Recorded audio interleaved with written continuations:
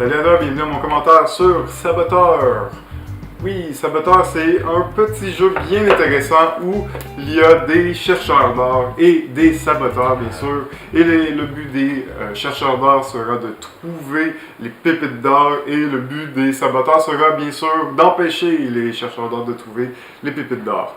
Donc, c'est un petit jeu vraiment intéressant qui introduit, je dirais, le rôle du traître. C'est un mécanisme qui est quand même utilisé dans plusieurs jeux. Donc on a des gens qui au début de la partie reçoivent un personnage, donc saboteur ou chercheur d'or, et pendant la partie devront essayer de convaincre les autres qu'ils sont du bon côté et qu'ils sont du côté des chercheurs d'or.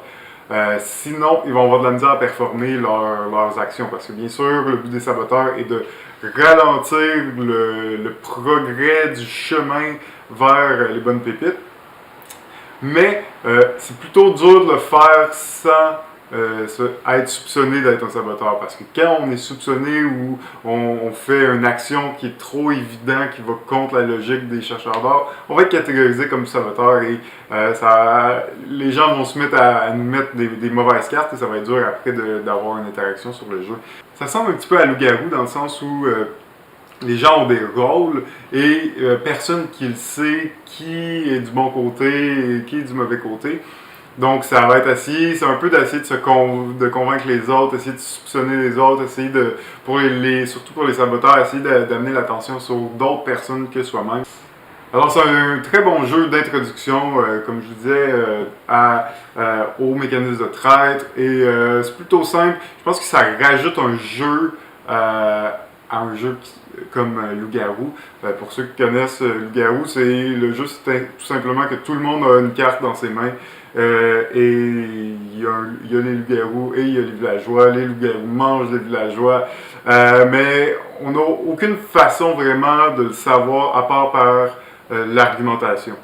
Ici dans Saboteur, on rajoute un plateau, on rajoute un jeu, donc il y a des actions qui nous mènent vers la piste puis qui nous donne des indices sur la réelle identité des joueurs. C'est ce qui est peut-être plus intéressant pour moi. Ça joue jusqu'à 10 joueurs en plus, donc ça se joue à beaucoup de gens, à un grand groupe, donc ça peut se jouer très bien en famille. Pour moi, c'est un très bon jeu en famille puisque c'est très simple à jouer aussi. Il n'y a pas beaucoup d'options de jeu, c'est assez enligné là, comme jeu. Donc, je vous le recommande. Moi ici, la version que je vous présente, que j'ai chez moi plutôt, c'est Saboteur 2. Donc, dans ce jeu, il rajoute d'autres rôles. Et en fait, c'est plus un jeu d'équipe. Je ne l'ai pas testé. Je ne peux pas vraiment vous en parler. Ça va l'air plutôt intéressant comme extension au jeu. Mais pour avoir du plaisir, en tout cas pour les premières parties, je vous recommande de jouer à la première version Saboteur simple. Donc, j'espère que tu as apprécié mon vidéo. Je t'ai donné envie de jouer à Saboteur. Un petit jeu de traître. Donc, si tu veux apprendre les règles, tu peux aller voir mon vidéo règles. Sinon, sur ce, je te laisse et on se revoit pour un prochain vidéo. Ciao!